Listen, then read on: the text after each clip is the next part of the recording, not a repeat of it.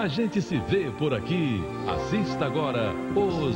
Tem peso, pois o planeta atrai o ar da atmosfera para o seu centro, assim como atrai o nosso corpo. Com isso, qualquer corpo que se encontre envolvido por ar atmosférico sofre uma pressão desse ar por todos os lados. Essa pressão, denominada pressão atmosférica, é responsável pela ocorrência de inúmeros fenômenos que observamos em nosso dia a dia. Quando o ar é relativamente frio, ele é denso e pesado. Com isso, desce lentamente, comprime o ar que está por baixo, causando uma maior pressão, o que está associado a tempo bom. Isso acontece porque o ar, ao descer, impede a formação de nuvens, originando um céu limpo. Já o ar quente, menos denso e mais leve, sobe. Quando o ar quente se eleva, cria por baixo dele uma zona de baixa pressão. E baixas pressões significam mau tempo. À medida que o ar, ao subir, arrefece, o seu vapor de água se transforma em nuvens que produzem chuva. Devido a esses dois fatores, subida e descida do ar, surge um vasto sistema de circulação em volta do planeta, pois quando o ar quente sobe, o ar frio deve descer para substituí-lo, originando os ventos. Agora que já sabemos como se comporta a pressão, vamos ver como é a circulação geral da atmosfera. A Terra está envolta por uma capa de gases que permite a vida no planeta. Essa capa se chama atmosfera e não tem limite definido, se tornando gradualmente mais tênue desde o solo até desaparecer no espaço. Mais de 80% dos gases atmosféricos são mantidos pela gravidade nos primeiros 20 quilômetros acima da superfície. É a atmosfera quem bloqueia grande parte da radiação ultravioleta prejudicial à vida. E também é ela quem isola a Terra dos extremos de temperatura, ao impedir a entrada total da radiação do Sol ou a fuga de todo o calor para o espaço durante a noite. Esse equilíbrio natural pode ser afetado diretamente pelo efeito estufa, através do acúmulo desenfreado de gases como o dióxido de carbono. É próximo à superfície da Terra que as diferenças de temperatura do ar e pressão atmosférica dão origem à circulação do ar entre o Equador e os polos. Esta circulação origina os ventos dominantes de superfície e as correntes de jato em altitude. Na figura, vemos que logo abaixo dos polos há uma faixa onde os ventos predominantes são de leste e de altas latitudes provenientes dos polos, tanto no hemisfério sul como no hemisfério norte. Fazendo fronteira com esta faixa, há uma camada de baixas pressões polares, ou zona de convergência, onde os ventos das altas latitudes são absorvidos. Esta faixa faz limite com a zona temperada, onde os ventos predominantes agora são de oeste. São aqueles ventos que aceleram a rotação da Terra e que são freados pelos ventos alísios. Fazendo limite com a zona temperada, temos o cinturão dos anticiclones tropicais, que são, na verdade, zonas de alta pressão ou divergência, onde o ar que flui em direção ao Equador alimenta os ventos alísios. Por último, encontramos a zona dos ventos alísios, onde os ventos sopram de nordeste no hemisfério norte e de sudeste no hemisfério sul. Esses ventos são muito constantes e convergem para o Equador, formando uma extensa camada de nuvens chamada de zona de convergência intertropical. Esta zona é um dos principais mecanismos das chuvas nas regiões norte e nordeste do Brasil. É realmente um esquema perfeito, aliás, como tudo na natureza.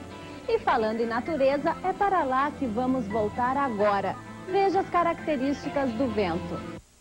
Os ventos ocorrem em todos os tipos de clima, porém com intensidades diferentes. O relevo do local é um fator determinante nas características do vento, porque a velocidade diminui mais ou menos conforme o atrito com a superfície da Terra e aumenta com a altura. É grande até uma altitude de 600 metros e depois diminui gradativamente. A velocidade do vento na superfície é máxima quando ela é plana e lisa, como no ar, mar e nas regiões de planícies. Para caracterizar a intensidade do vento, se emprega a escala de Beaufort, que foi criada em 1805 por um almirante inglês. Ele classificou os efeitos do vento observando as velas de um navio. Em 1926 foi criada uma escala equivalente para ventos na Terra. Esta escala divide a intensidade dos ventos em 12 categorias. Se a velocidade do vento estiver abaixo de 1 km por hora, a fumaça de uma chaminé subirá verticalmente e o dia será de calmaria.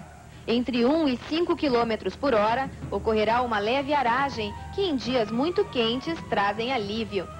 Uma velocidade de até 12 km por hora, as folhas do chão se movimentam com facilidade e aí há uma brisa leve.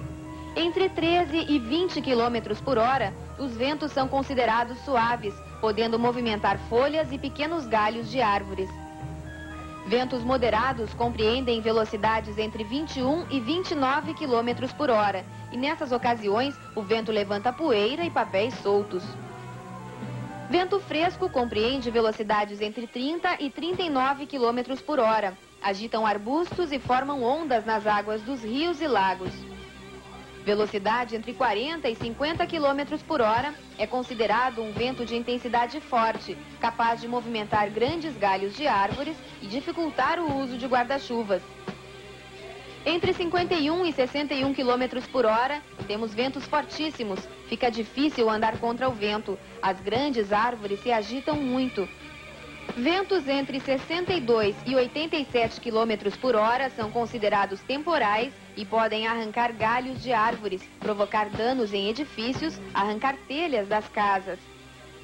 As tempestades compreendem ventos entre 88 e 120 km por hora, arrancam árvores do solo e causam danos generalizados. Acima de 120 km por hora, os ventos são extremamente violentos, entrando na escala dos furacões. Para aqueles dias de forte calor, uma brisa leve, suave, parece ser a única salvação. Apesar de sentir, você sabe o que é a brisa ou como ela ocorre? Nos dias mais ensolarados, a superfície da Terra se aquece mais rapidamente do que a do mar, especialmente as costas arenosas ou rochosas. O ar em contato com a superfície mais aquecida da Terra se torna menos denso e se eleva. Em consequência, a pressão atmosférica neste ponto se torna menor. A superfície do mar demora mais tempo para aquecer e assim o ar em contato com ela permanece mais frio, mais denso e com maior pressão do que o ar existente sobre a Terra.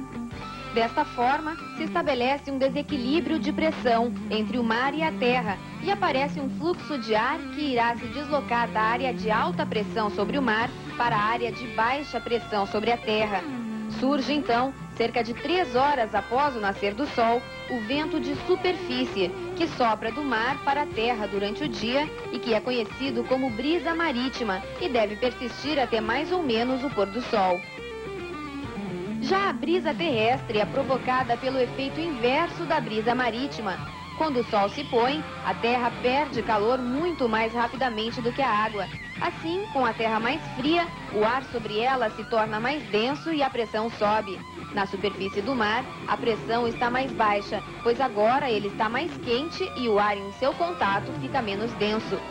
Na noite, então, o vento de superfície irá soprar suavemente da zona de alta pressão para a de baixa pressão, ou seja, da terra para o mar, dando origem à chamada brisa terrestre.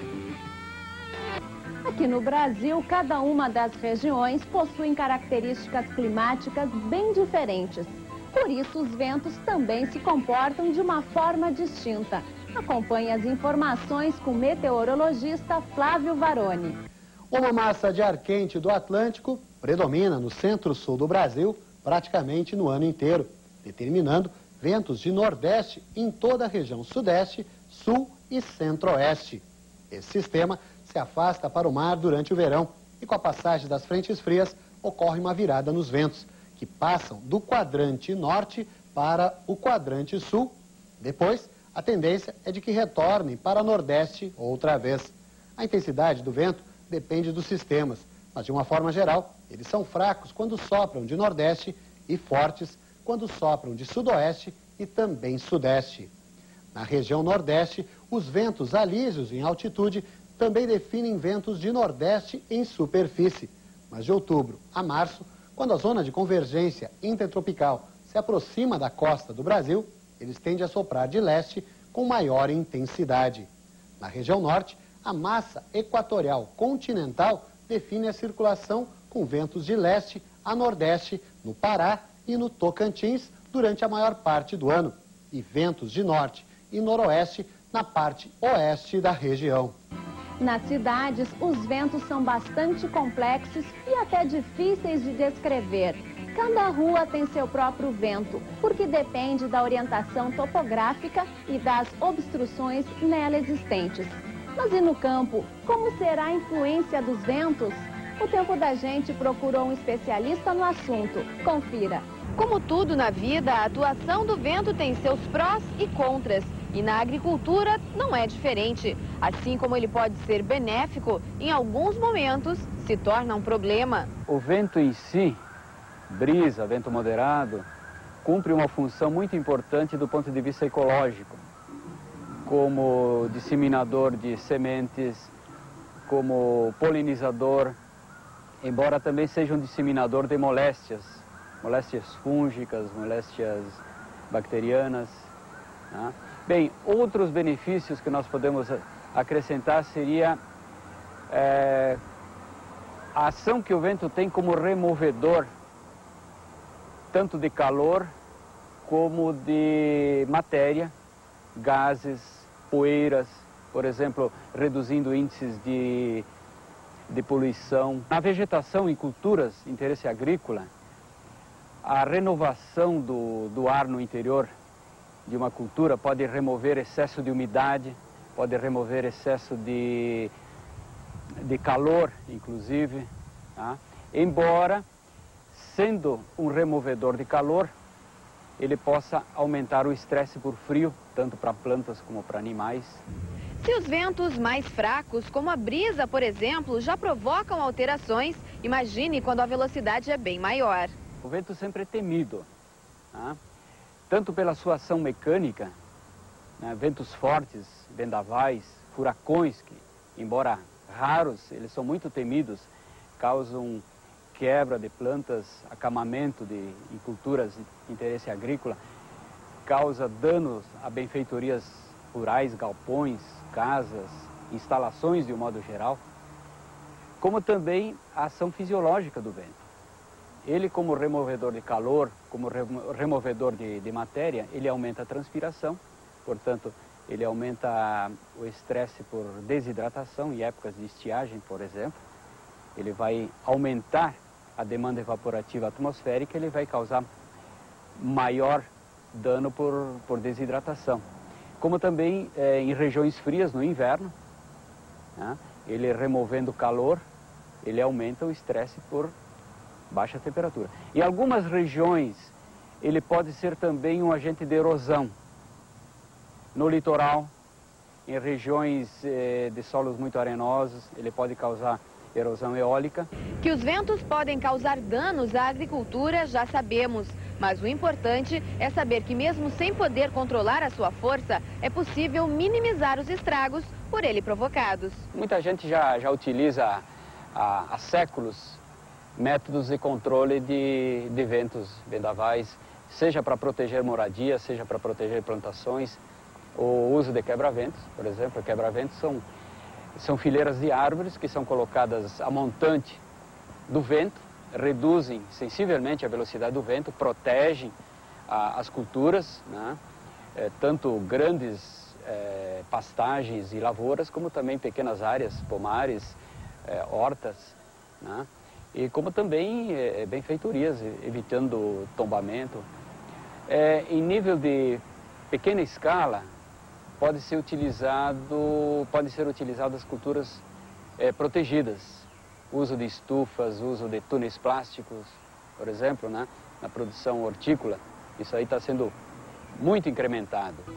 Há quem diga que os ventos também podem trazer danos a nós mesmos. Eu explico. Tem muita gente por aí que fica realmente incomodada em dias de vento. Então, como é que a senhora se sente num dia de vento forte ou de vento constante? Olha, é um pouco desagradável, né? Uma árvore. Sempre os galhos sempre tremulando no ar. Não gosta? Gelada, não gosto. Você fica meio baixo astral. Eu acho que grande parte das pessoas ficam assim também. Não fico muito satisfeito, não. Fico muito à vontade. Incomoda um pouquinho a mulher pela vaidade, aquela coisa do cabelo e tal. Mas é agradável, são fatores que mudam e a gente tem que se adequar a eles. Quando é vento norte eu fico irritado.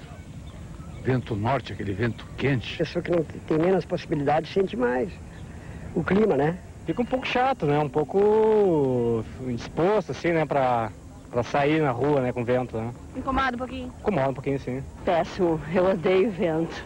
Não gosto de vento. Por quê? Não sei, ele incomoda a gente, incomoda o cabelo. Tu quer vir no parque correr, caminhar, aquele vento. Eu particularmente não gosto de dia de vento. Mas será que os ventos influenciam mesmo o nosso bem-estar? Será que eles podem mesmo mexer com os nossos sentimentos? Para saber mais sobre isso, a repórter Thaís Dávila conversou com um psiquiatra. Kátia, e esse desconforto causado pelo vento que a gente pôde ver aí nas enquetes tem muito a ver com a origem dos medos. E é sobre isso que nós vamos conversar agora com o psiquiatra Jaime Vaz Brasil. Por que as pessoas têm esse desconforto, esse medo dos ventos? Apesar de a gente ter uma segurança bem maior hoje, até em termos de estrutura, de conhecimento das questões atmosféricas. Tudo bem, Thaís? Tranquilo? Bom, lá na mitologia, nós tínhamos nos titãs a força deles simbolizada com o vento. Então, a força do titã vinha no vento, assim como Zeus com o seu raio, etc. O medo exacerbado que a gente vê em algumas situações atuais, a construção que a gente tem hoje, né, os prédios sólidos, e a comparação, quantas pessoas têm uma certa fobia, uma certa apreensão com dias de vento, nós não temos aí um traçado, um paralelo compatível. Uma pessoa que está num ambiente seguro, um prédio lá com o seu belo, um edifício, X andares, pode ventar o que ventar que não vai acontecer nada. Mas isso não impede que tenha uma pessoa lá dentro sofrendo